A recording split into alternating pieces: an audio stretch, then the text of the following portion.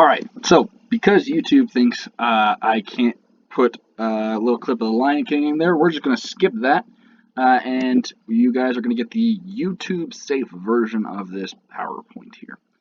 So it's just going to be this little section. This will be the third video. It's going to be the first part of the notes, though. Okay, so third video, first part of the notes. If you'd like to participate in the warm-up, what the warm-up was is we watched a little clip of the Lion King where they're talking about the circle of life. And it's talking about the lions becoming part of the soil at some point. They're going to die, and then the antelope will eat the grass, and then the lions will eat the antelope, and then it creates this big circle of life. Okay, so what the whole thing was is what is the science in that? Okay, so talk about that. If you want to participate in the warm-up. If not, here are the notes. Okay, a little refresher on the ecological organization of everything. Just so you know, making this video aside from everything, properly caffeinated. I have all of the little fixings right next to me right here. So this might be pretty quick. So we're going to try our best to go quick.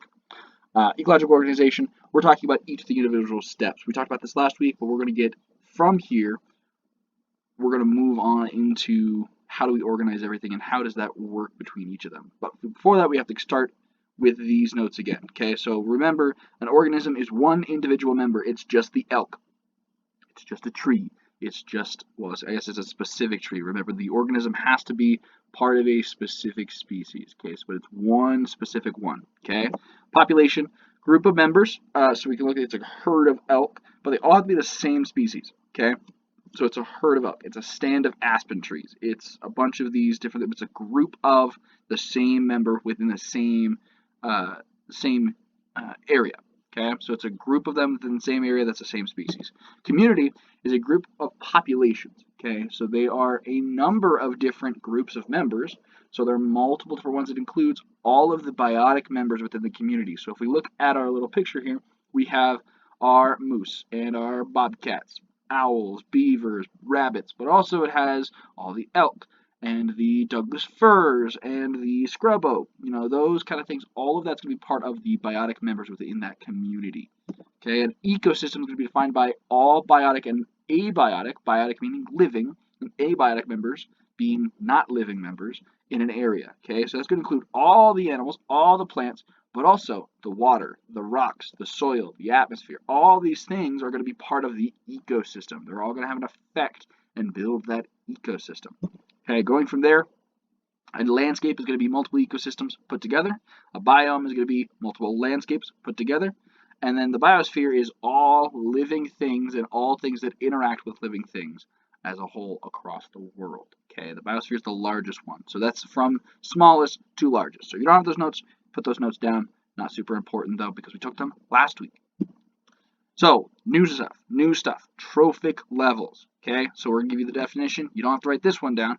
But the trophic levels, how it's defined by the Oxford Dictionary, is each of several hierarchical levels in an ecosystem comprising organisms that share the same function in the food chain and the same nutritional relationship to the primary sources of energy.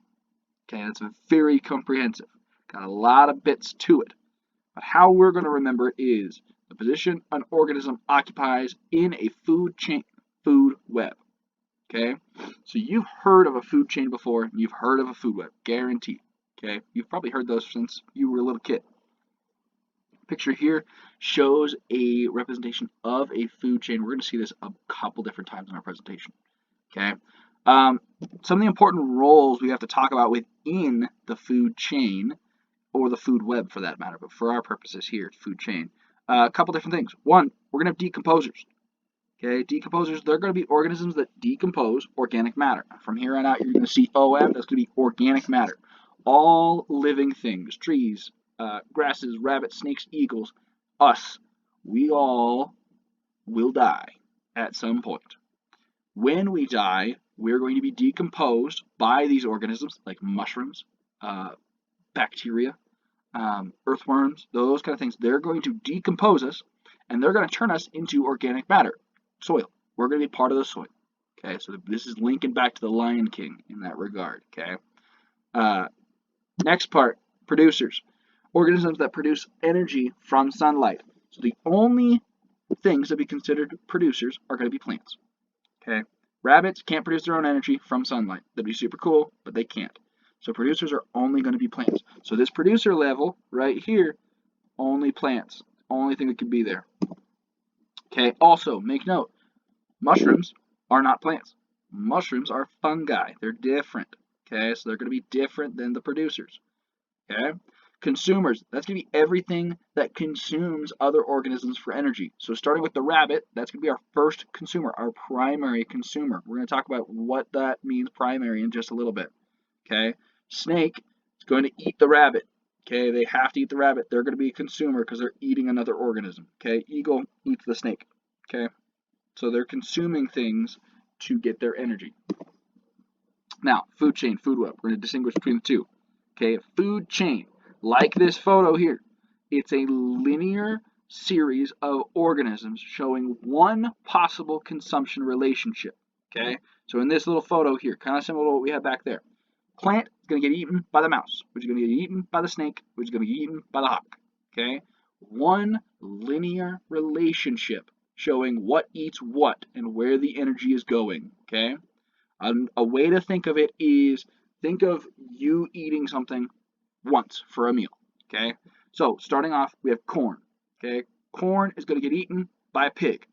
Not this pig specifically. This is a pig, an Iberian pig. And what they're used for is they're used to make super fancy, expensive, very expensive meat. Jamón ibérico, which is like $1,500 for a leg. Very expensive, very fancy, very good though. They eat black acorns, but for the purposes, it's a pig. Okay, corn eats pig, or no, sorry, pig eats corn. Okay, then hungry college student Colton goes and eats the pig. So, showing the relationship here. Pig is going to eat the corn, which is then going to get eaten by me. I'm at the top, corn's at the bottom, showing the relationship going forward from there. Okay? Now, this is going to be different than a food web. Okay, a food web is a complex, intricate mapping showing all possible composition relationships within, or that says composition, it's supposed to say consumption. Consumption relationships within an area. Okay, so within a specific area, it's going to show all of the possible ways things can get eaten and how energy can flow from each. Okay, so if we start at the grass here, okay, grass can get eaten by the grasshopper, which can then get eaten by the shrew, which can then get eaten by the hawk. Or grass can get eaten by the grasshopper, which can get eaten by the shrew, by the snake, by the hawk. Or grass, grasshopper, shrew, snake, mountain lion. Or you get the point. Okay, it's a lot of different things.